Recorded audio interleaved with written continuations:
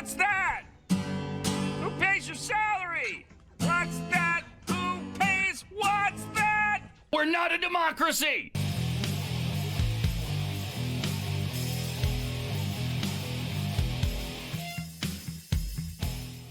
This is the Tyler Morgan Show on Relentless Daring Media Network.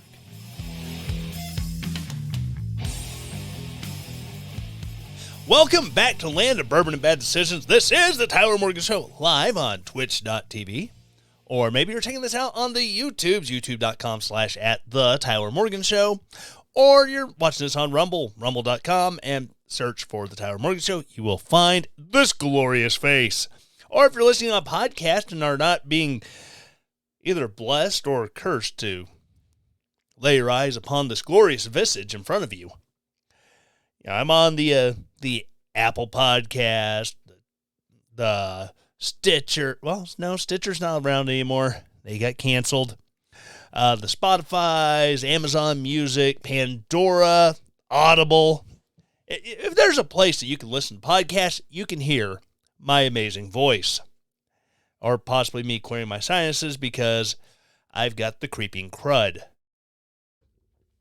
But regardless of how you're listening, please be sure to like this podcast, especially if you're watching on the YouTubes and the Rumbles, and subscribe, and also hit that bell for the notifications, and whatever podcast platform you're on, please subscribe. Before I get into the craziness of the week, there's a lot to get to, and I did a lot of looking at stuff. I didn't print anything off, so this could be an interesting evening. Let me tell you about one of my favorite things. If I can hit the right button. Let me tell you about beard oil. Yes, that's right. I haven't talked about them for a while, and that's part of the things I'd worked out with another sponsor. So there are rules on how they want me to do stuff. But Blue Collar Beardsman, yes, that's right. That's how I keep this glorious man-made well-conditioned. And smelling very nice as well. For a long time, I always thought the doing the whole beard oil was this bougie hipster thing. And then my nephew started Blue Collar Beardsman, and he's like, hey, do you want to try it and tell me what you think? And so I did. I got some samples and absolutely loved it. Loved the way the blend of oils really does a great job conditioning the beard. That way it stays soft. It doesn't get brittle. It doesn't break. It's easy to keep it combed out. It doesn't like to tangle and get the split ends like, you hear women with the long hair complaining about. And it's just an amazing product. And if, I've been telling you about the subscriptions. You sign up for the subscription, you get a monthly, I always want to say flavor, a monthly scent. And some of them had just been flying off the shelves. They had one called Ranch Hand. If you love the smell of leather, if you grew up around horse tack or in boot stores for like a Western wear, the smell of leather. And it brought me back to L.D. Dampier's tack room at the stables I used to help clean stalls at when I was a teenager. It smells amazing. And they sold out completely between just individual orders and subscriptions. They actually had to go back and make more of it. But if you're a fan of some of the previous scents, which I'll make sure to get a list, they are going to be bringing back some of their scents into their regular lineup. So, I think Sparky is one that's coming back out. Underwater Welder is another one that people loved. Yeah, they're bringing it back for full-time purchase. Go to bluecollarbeardsman.com. Check it out. See what they have. They have beard oils. They have beard butters. So that way you get a little bit of hold, a little bit of shape, but still condition your beard. They got combs. They've got hats you can buy. Lots of great stuff. They ship out across the country. And again, it's a product I love, and I will not advertise stuff that I don't love. Check them out, bluecollarbeardsman.com. Alrighty, so find the right button again. Getting into the crap of the week. So last week or earlier this week, there was a horrible drone attack on a U.S. outpost near the Syria-Iraq border. And in the process of this attack, 3 soldiers were killed, numerous others were injured. And I could go into the recorded phone call between the mother of one of those soldiers who was killed and Joe Biden. And this is one of those times I'm going to give Joe Biden credit where credit is due. He reached out to the family to offer his condolences. He didn't do such a good job, but he did it. And I'm not going to accuse him of doing anything political with it. As the leader of the military, I think it's great that he's reaching out to these families. Now, what I did take umbrage with was he had to make it about him at some point, and he did that by, well, my son Bo served in Iraq, and he died. It's like, yes, Bo did serve in Iraq, and Bo is dead. Got it. But every time you are trying to console a grieving mother, a grieving wife, husband, father, child of a service member who died, you don't have to make it about you. You do not have, you're, by definition, Joe, you're not even a gold star father. And I say this for this reason alone. Bo did not die from injuries sustained in Iraq. Is it possible the brain cancer that he died from was the result of burn pits in Iraq? Yeah, I would say it's possible. I don't know how much a JAG officer, I believe he was a JAG officer, I don't know how much he would have been directly exposed to burn pits as opposed to me, where I was an engineer when I went to Iraq. Well, a mechanic in an engineer company, and we had this big arroyo that somebody ahead of us started using as a burn pit, and we would load our trash up in the back of a dump truck, drive it up there, back up to the edge, and dump it in. I was exposed to a lot of that smoke. In Afghanistan in 2011, we had an open-air incinerator. Of course, the engine on it didn't work, so it didn't blow air through the bottom of the incinerator to actually get a good airflow so it would burn cleanly and not just sit and smolder and leave you sitting in a cloud of smoke all day long when we're on guard tower, either at the entry gate or one of the 2 towers in the vicinity that always seem to catch the smoke. Breathed a lot of that. Or in 2016 in Afghanistan, especially going into winter, and you have Afghans burning God knows what to stay warm, as well as being right at the Kabul airport, and just the smog from the jets coming in all day, every day, around the clock, nonstop. I would not be shocked to find that, I have some crazy things going on that are covered under the PACT Act. But it's neither here nor there. If I contract something eventually down the road from these exposures, my wife and parents do not get to,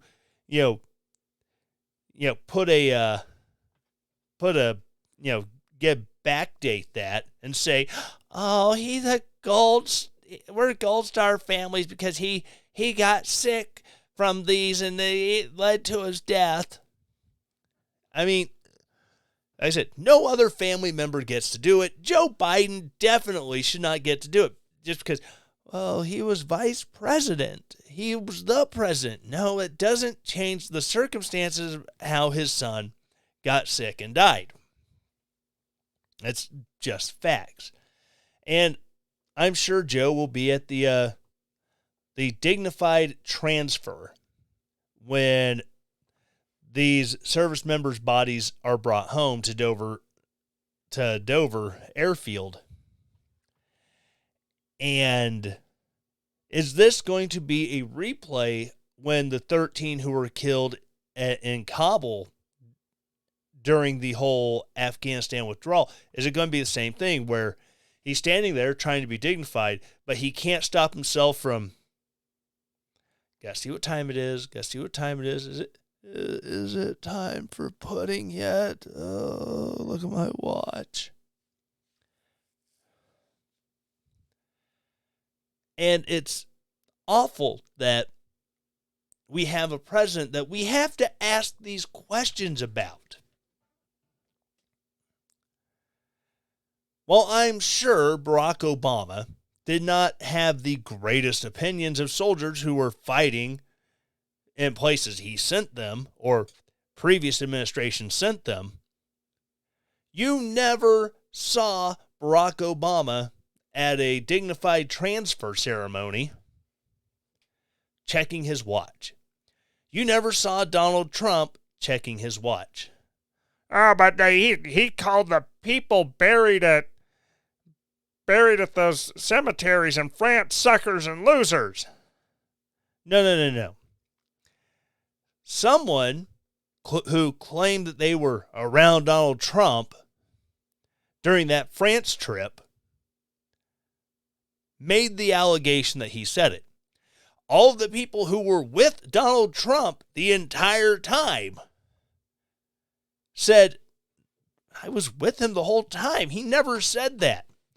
But because it makes Donald Trump look like a jerk and a total a-hole, you have no issue glomming on to these allegations.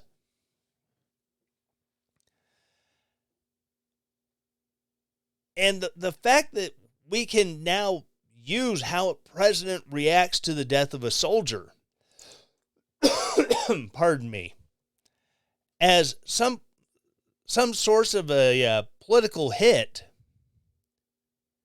I mean, where are we? I know I just made comments about, if Joe Biden checking his watch. But it's one thing when you're standing out on airfield, cameras all around, and you're not only just like a random snapshot catches you, it's on video. If it ain't live, it's Memorex. You can see it. You can watch him literally look down at his watch. Not just, pardon me, this creeping crud is just killing my lungs. Not just always is an ill-timed photo. It wasn't even during the ceremony. It's kind of.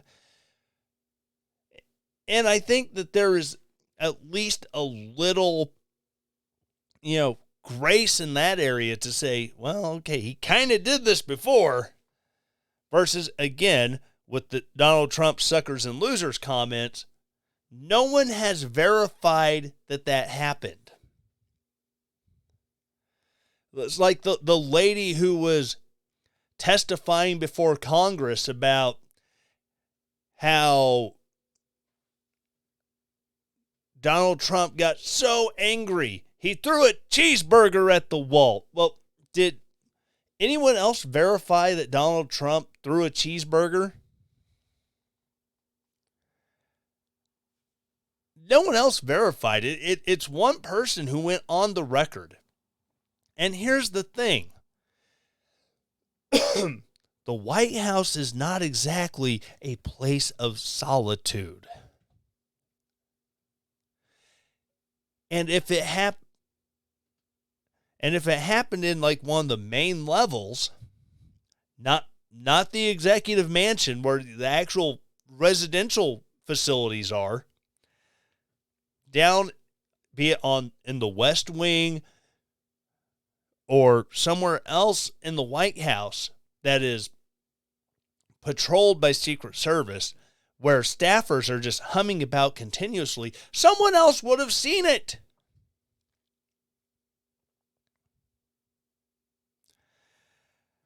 But back to the issue, what brought on all of this rant. And that would be the drone attack itself. Oh my goodness, this crud is just murdering me tonight. Now, it was not Iranian directly. It was not the IRGC, the Iranian Republican Guard Corps. It was some group that they back. Okay, because they've got the proxies in Iraq and Syria who are doing these attacks. You've got the Houthis in Yemen who are making these attacks on shipping vessels. Attacks that have now gotten 2 of our SEALs killed because they operate in rough seas. One fell in, then SEALs doing what SEALs do. His buddy jumped in to try to save him, and they were lost. And it's absolutely tragic. But Iran is really starting to step up their game. Whether it is funding to Hezbollah and Hamas. I mean, we saw what happened on 10/7. A poor, broke-ass country, a group of people like Gaza doesn't exactly have the money to afford 200 paragliders. The number of weapons, the amount of rounds that were used. It has come from somewhere. I mean, it has been found out that UNRWA, the UN organization that runs the refugee camps in Gaza, their money has been laundered in order to fund these groups because they give the money out to the government as aid. And once the elected government of Gaza, who happens to be a terrorist organization called Hamas, gets that money, they can do whatever they want with it. And then there's also the fact that members of UNRWA themselves, at least 12 of them, actively participated in the attacks. Why the hell is the UN still in the United States?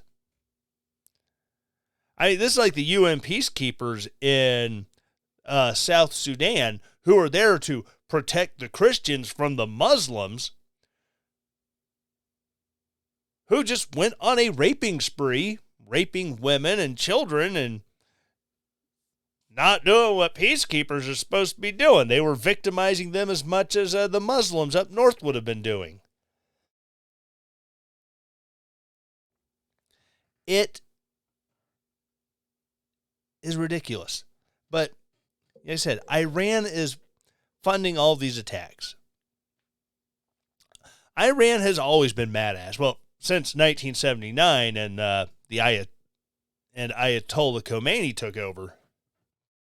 But,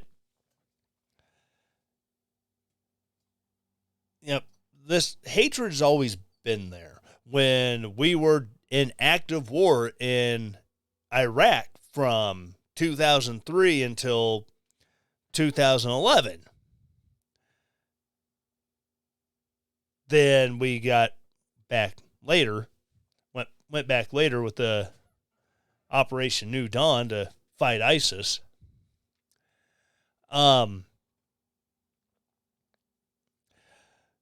Iran has paid for a lot of the attacks and paid for a lot of the training and actively trained members of, whether it's members of the IRGC doing it, whether it is rogue military members who have, decide to desert the Iraqi army, but at the same time, we're not about to turn themselves over to the U.S. Iran funded a lot of this. And then on top of it all, when Donald Trump got actionable intelligence that General Soleimani who had been directing a lot of these attacks against U.S. forces in Iraq, was in Baghdad, he gave the green light to drone the snot out of him. And Iran has been extra pissy ever since. But with these step-ups in attack, with getting drones and flying them at U.S. installations in the area,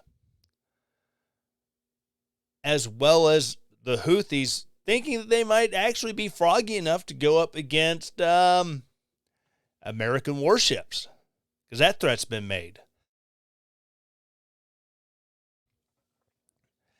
You have to wonder, are they trying to bait us in to outright war with Iran? Because if we go into a war with Iran, it's going to be World War I all over again. Because you're going to get this weird network of people. You attacked our ally. Now we're in the fight. Whoa. Are you fighting? You joined them to fight our ally? Piss off. We're in this match. You're wrong again. Now I'm in on the fight. That's basically how World War I started. Archduke Ferdinand got killed. And then everyone just started dogpiling in with the people they had alliances with. And that's what would happen if we go to war with Iran, because Iran has made military alliances with China, as well as Russia.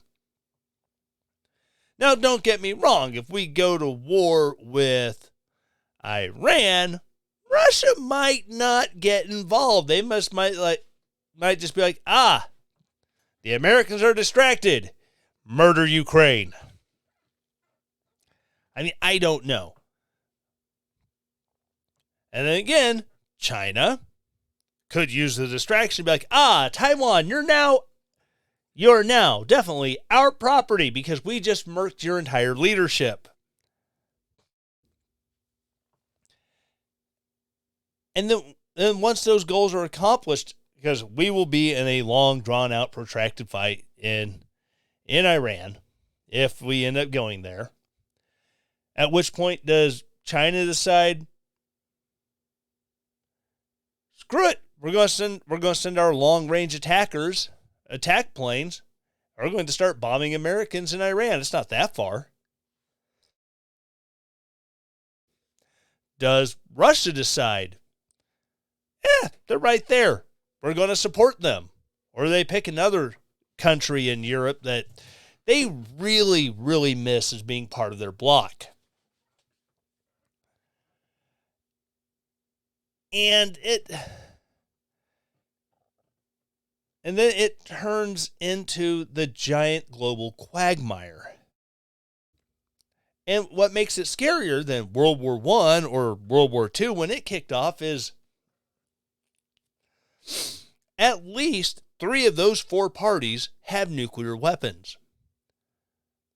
Now, it's never been confirmed if Iran has finally developed a nuclear weapon outside of, say, well, this uranium has not been enriched enough to make plutonium. But we can put it into some conventional explosives and we can make some hella dirty bombs. So it makes for a much scarier and uncertain future should something like this go down and actually turn into full-fledged war. And that truly scares the bejeebus out of me. I'm not in anymore. I mean, it's possible if they needed me bad enough, they could issue a recall. I mean, I've served long enough that I have no obligation through the inactive reserve. But that doesn't mean they won't try to call me back. I mean, the Navy was so hurting for pilots after 9/11. My father-in-law got a recall, and he's like, I'm no longer qualified to fly fighter aircraft. I am not medically qualified. Go away. And this is just, it's a scary thought. With recruiting at all-time lows, for all, well, I'm not going to say all branches. I mean, the Marine Corps are the few and the proud. They literally have the lowest recruiting goals. And that's not a knock on the Marine Corps at all. They are a smaller branch. Therefore, they have to recruit less people to join the Marines to be able to keep it combat effective. Whereas the Air Force, the Army, the Navy, they require a lot more people because they're so expansive. And that is scary that, well, we still have selective service on the books, but we've never had to use it since Vietnam. Okay. Well, if we go into a global quagmire, how quickly does that get reversed? How quickly do our sons, our brothers, young fathers, how quickly do they start getting snatched up and sent to fight? How many old farts like me that they may find some use for start getting called up? With women now being allowed to serve in combat arms, do we suddenly open up the draft to women, and women have to start registering for selective service, and then they get drafted to go drive tanks into combat, to go serve as infantry on the front lines?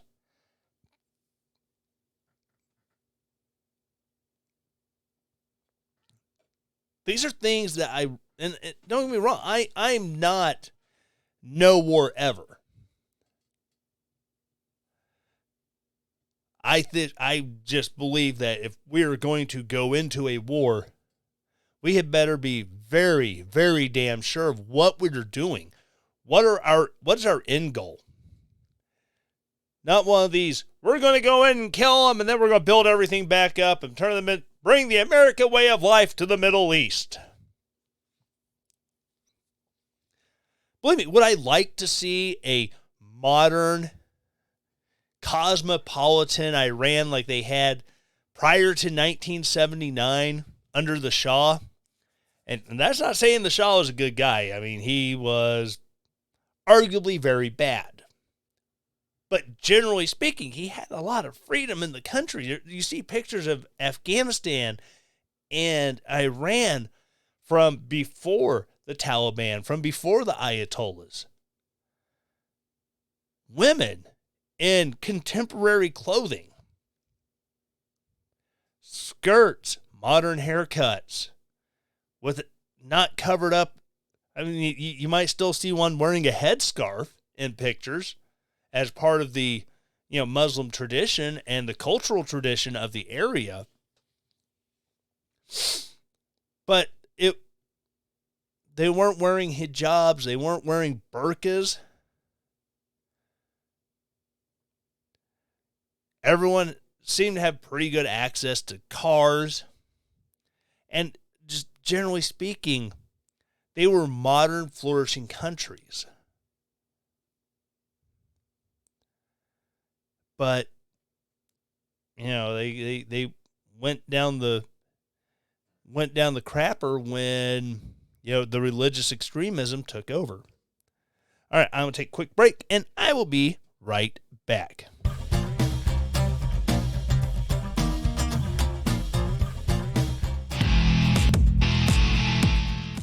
Men, are you rocking a beard that is dry, itchy, and just plain gross? Ladies, would you like your man's beard to be soft and supple? Go to bluecollarbeardsman.com and check out their line of handcrafted beard oils and support a company that knows all about hard work. Check them out on Facebook at Blue Collar Beardsman or on Twitter at BC_Beardsman and get beard products made for the working man by the working man. BlueCollarBeardsman.com.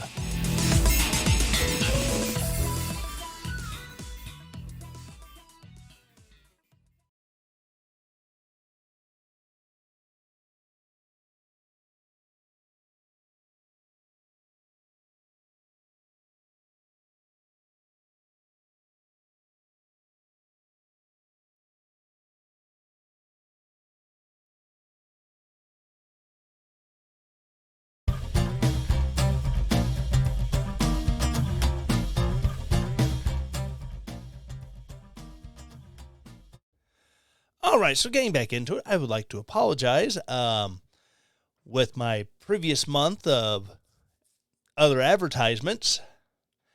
I kind of forgot why I go into that ad break on video. Blue Collar Beardsman starts running an ad when it goes into the break, and then I throw in the drizzly after that. So I apologize to anyone watching the video and seeing that pop up and then getting two ads playing at the same time, then the dead air afterwards. I feel silly. But you know what makes me not feel silly? Having a good cup of coffee. And when I want a good cup of coffee, I reach for American Pride Roasters. American Pride Roasters is an amazing company based out of Runnels, Iowa. Everything is, ordered by one guy, roasted by one guy, and packaged up with a team of people who love coffee. And not only do they have coffee drops, little chocolate chips with ground up coffee in it. And if you're like me and a fan of chocolate-covered coffee beans, these are right up your alley. So check them out. They have so many great blends and flavors of coffee. If you're into like the flavored coffees, like the blueberry, raspberry, a little bit of chocolate, if you like raspberry and chocolate, maybe Ron's sexual chocolate would be something for you to try. If you're like me and you just like straight coffee, a good blend without all the flavors thrown in on top of it. I mean, I've really been loving the Calvin Coolidge here lately.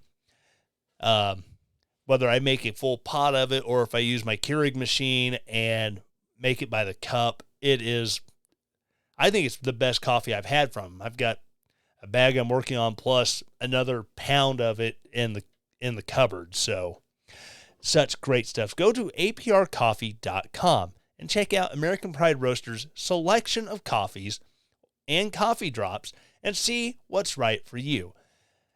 American Pride Roasters, historically great coffee. Now, the other big thing going on this week has been the trucker convoy going to the border. And I've heard some interviews from people who are involved. Jason Buttrell from The Blaze has embedded himself with the convoy so that way he can be there as a journalist observer traveling with them. And they've already had lots of meetings. It's like, hey, if you see something that is not right, people who are calling for acts of violence, people who are calling for, driving actually into Eagle Pass, Texas, to the border crossing and harassing the border agents and National Guard who are there, let us know. We will kick them out of the group. One of the organizers said they've already had to remove somebody who was trying to, run a fake GoFundMe, trying to dupe people into who are thinking that they're supporting the convoy, but really they're just trying to, grift off people who support the convoy. And it has been an absolute crap show with the media. I mean, like I was, when I was doing my research and, Drudge Report's like the only aggregator now. They had so many, well, they had Spin Cork News, which was an amazing aggregator. Unfortunately, Spin Cork shut down, and they hoped to return, but they shut down, and it was so great because I think they did a better job getting a more rounded out listing of stories, but that's neither here nor there. But like this is on Yahoo News, and it's from AFP, which the French press is always so conservative. But they're doing their best to discredit the movement. God's Army protesters rally in Texas against migrant crossings. In trucks, vans, and RVs, hundreds of people converged Saturday in southern Texas to rally against what they say is a migrant invasion, and to demand tough new controls at the U.S. border with Mexico, which, last I checked, that's like a First Amendment thing. You have people literally blocking roads around the country. Yeah, from the river to the sea, Palestine will be free, man. You have those guys, and no one bats an eye. Well, they're just using their First Amendment right to protest and redress government. But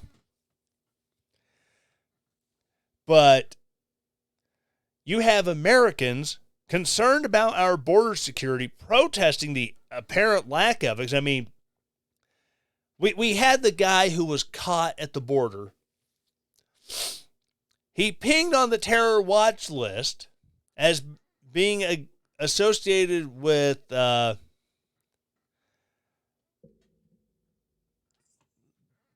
whatever the big terror group in Somalia is. And there's like, oh, well, we think this is a false hit. Go about your day. Sorry about the inconvenience. And they let him roam around the country for a freaking year before being caught in all places.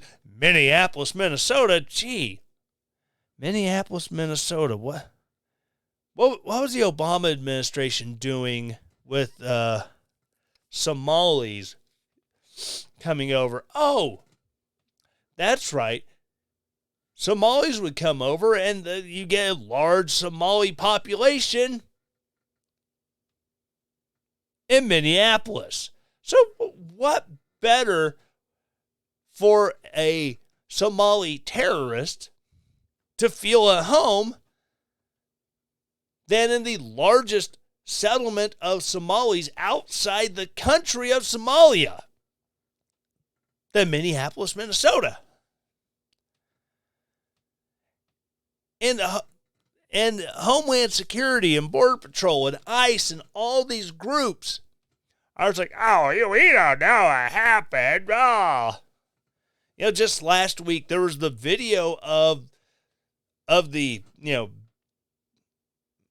guy who looked very, very Arabian at the border. You do not know who I am. That's because you are ignorant. Soon you will know my name. And their facial recognition searches on the interwebs, because not just the government has that anymore. Oh, it looks like this Azerbaijani guy, not his name, where he's from, Azerbaijan, who just got out of prison for committing terrorist acts in Azerbaijan.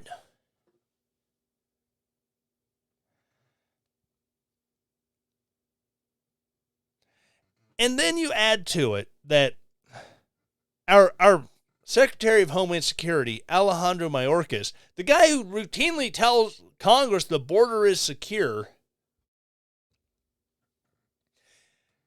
he apparently is above reproach.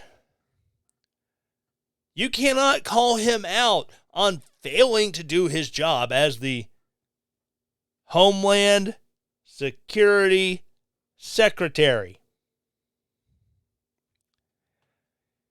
And when he is told by the Senate committee that, is responsible for holding him to account because all executive branch functions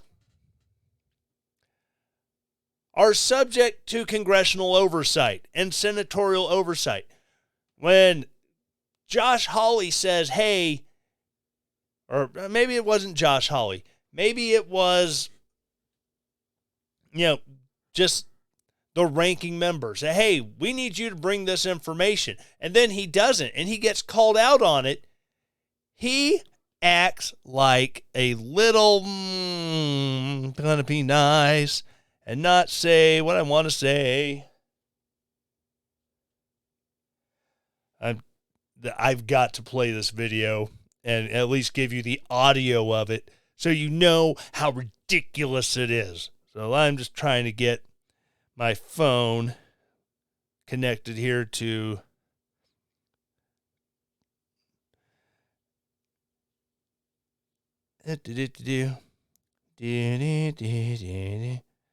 all right, so I'm gonna play this. Maybe. Again, maybe.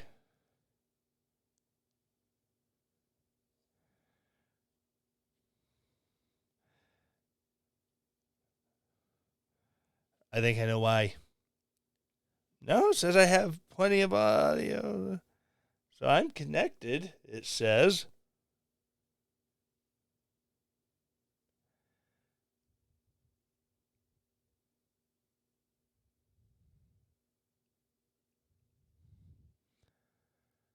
Huh.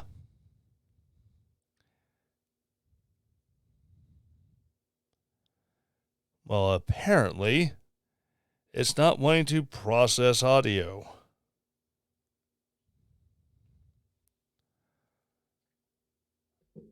Well, okay. So because that's not wanting to work right, stupid thing. It's really weird because I got the Bluetooth turned all the way up and it's not muted or any of that. Oh, silliness. So, Alejandro Mayorkas, he goes on a rant after being told that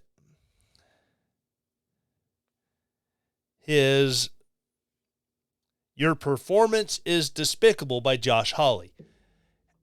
And Alejandro Mayorkas responds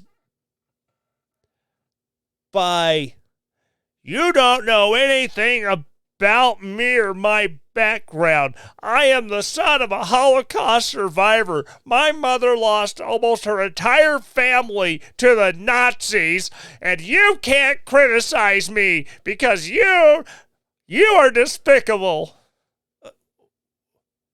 Whoa! Straw man argument. I'm sorry your mother went through the Holocaust. I'm glad she survived. I'm glad that she has amazing children. Hopefully some of them survive, because obviously you're not one of them. But when you deflect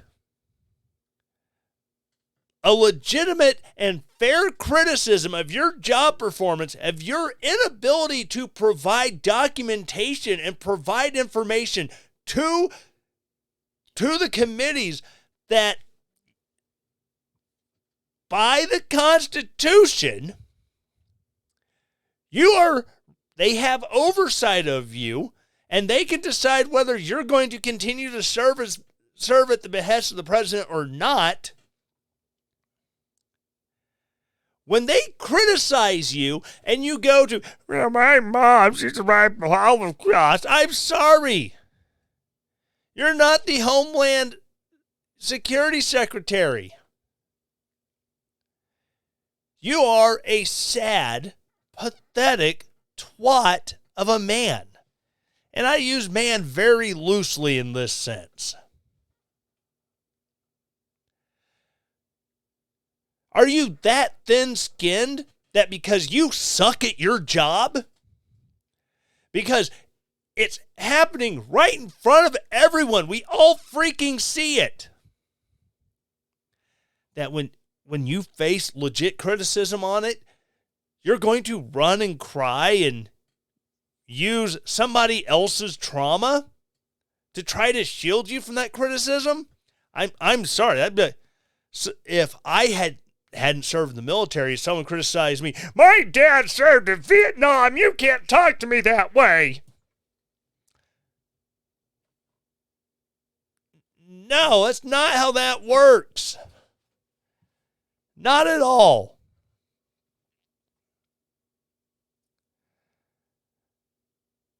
And I am working really, really hard to keep this PG-13 because we see this every day. There's an estimated 11 million illegals who have come into the country, and these are the ones we know about. Estimated 11 million that have come in since the start of the Biden administration.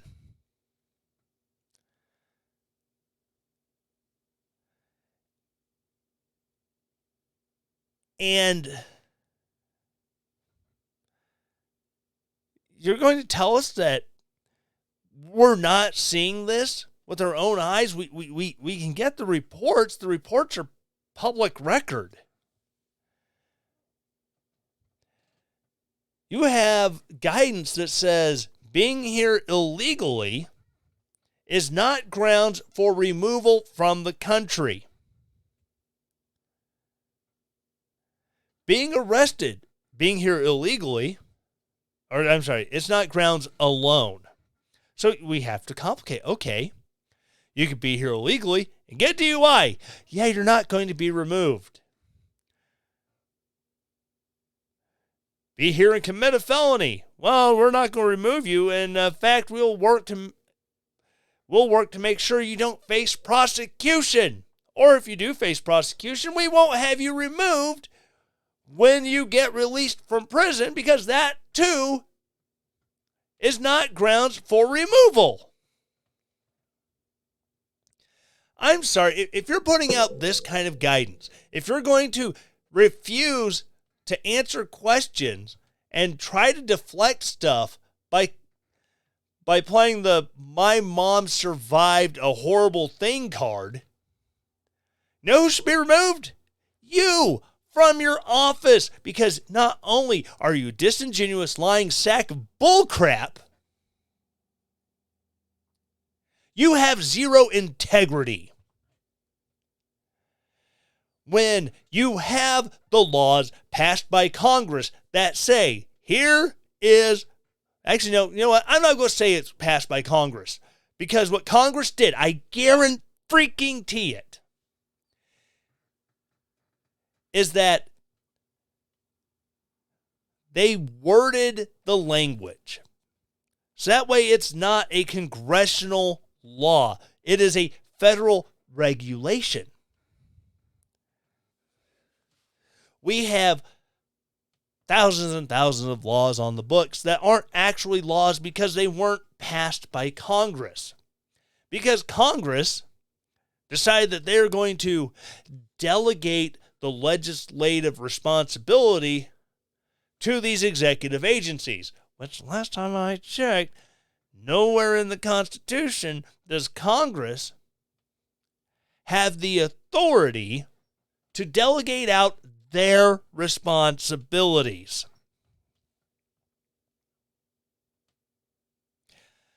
So, even though we, quote, have laws, unquote, they're probably written not by Congress, but by Immigration and Customs Enforcement and whoever they answered to prior to the establishment of the Department of Homeland Security.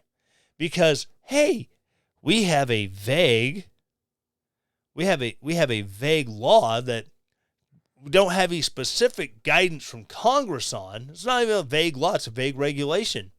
So Chevron doctrine states that we should err on the side of the enforcement agency. So that means if Homeland Security is the ones in charge and they say, well, it says that we can establish the ground rules for kicking people out of the country, and here's what we've come up with in the past, we're just not going to enforce that.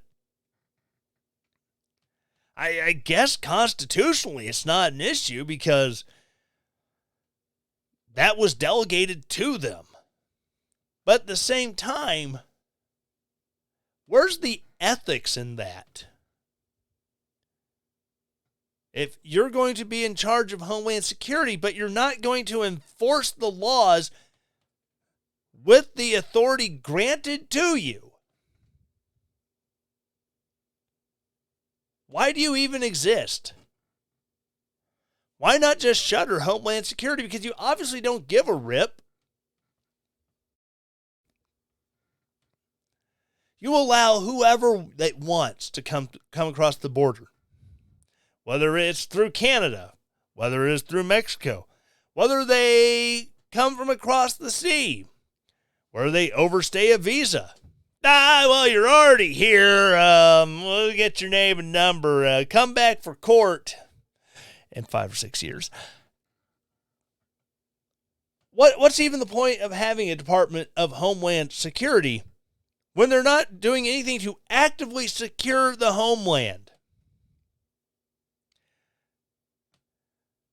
The best thing that Alejandro Mayorkas can do as secretary is to shutter his department, turn in his resignation, and go the F home. All right, so that's going to wrap it up. I'm glad I covered 2 topics. And David barely touched my whiskey. Oh, man. I was fired up tonight. Oh, my gosh. Thank you for joining me on the live stream, twitch.tv/Tyler Morgan Show. If you're watching this on the YouTubes, again, youtube.com/@the Tyler Morgan Show. Don't know why the @ or the, but hey, that's how YouTube wants it. That's how YouTube's going to get it. Or check this out on Rumble, rumble.com, and search for the Tyler Morgan Show there, and maybe you'll find me. I don't know. I'm kind of like to be incognito. But again, I'm glad you joined me. If you're listening to this on podcast, the same 4 things I ask every week. Number 1, please subscribe to the podcast. Wherever you listen to podcasts on, you are new, please subscribe. Let's get them numbers up. After you have subscribed, please write a review or rate it. Rate it first. Rate it. Subscribe, rate. 5 stars. I'll accept 4, 3 and below. We need to have a talk. If you would like to talk and explain why you are rating my podcast 3 or below, you can reach me at the Twitters at fake Tyler Morgan. Hit me up there. My DMs are wide open to any shenanigans. And Explanation is why you think I'm not deserving of more than 3 stars. Once you have rated it, please write a review. Say something nice. Kind of fluff it a little bit, but don't get carried away. I'm not asking you to outright lie. Just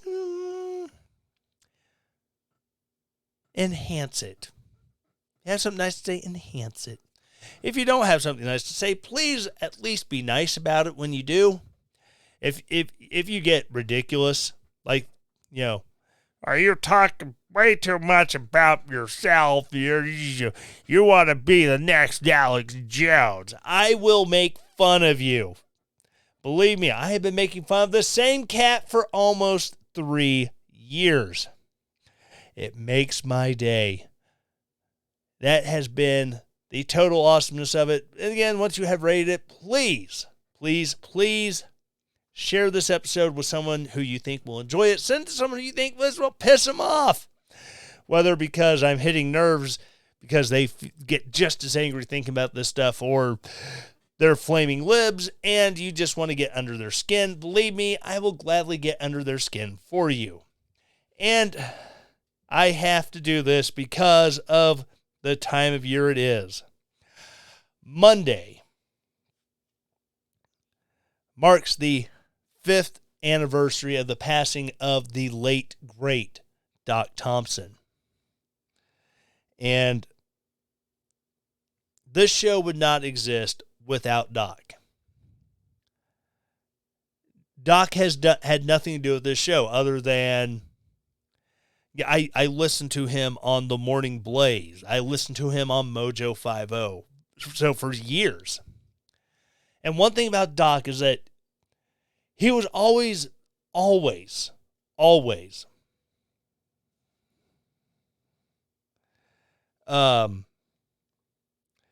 willing to go out on a limb to give advice to somebody, to an entrepreneur that he felt had a really good thing. He wanted to do everything he could to help them flourish.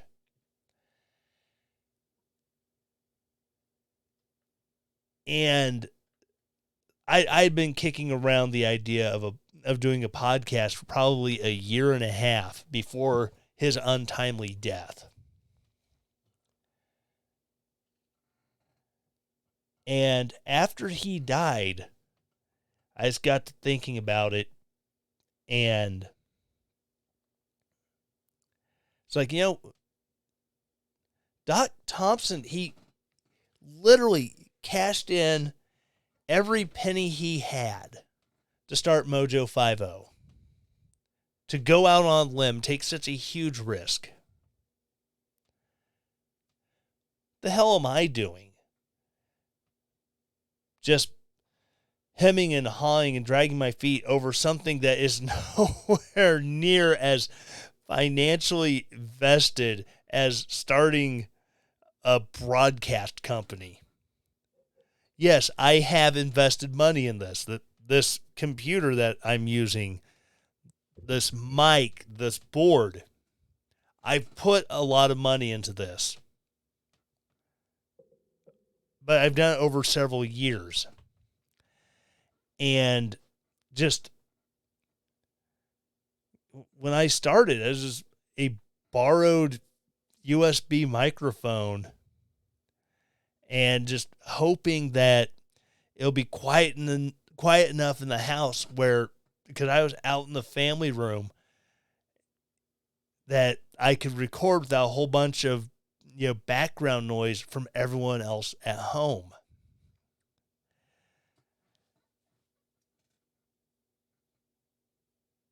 And, it was losing Doc, knowing that just the idea that, if I had reached out to him and was kicking this idea around, that he would be kicking me in the butt and like, why aren't you doing this? You've got a great idea. There's a lot of voices in this market in conservative podcasting, conservative broadcasting that, it's noisy, but if it's something you want to do, go for it. Maybe I'll make it big one day. I doubt it. This could just be a hobby of mine for the next 20 years while, and just never make any money back off what I spent for website and equipment and everything else that I put into this. But that's fine. Before I go,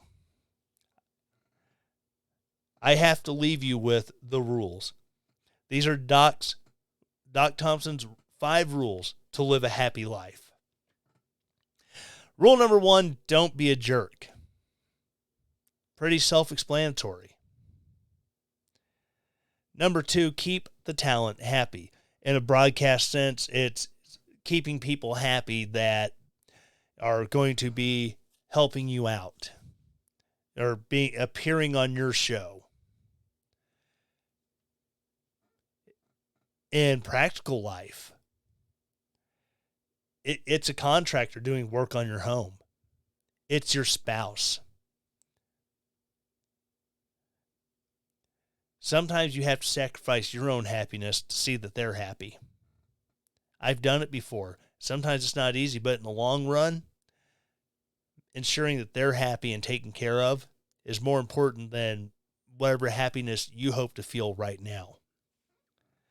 Rule number 3, always come clean. If you mess up, admit it. Pretty simple. If you pull a joke on somebody and they get mad, apologize. Rule number 4, and this is probably the biggest one. It's not offensive if it's true. Sometimes people will tell you the hard truth. And you will get mad because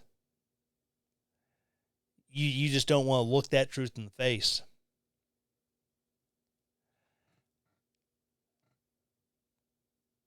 But that doesn't mean someone is going out of their way to hurt you.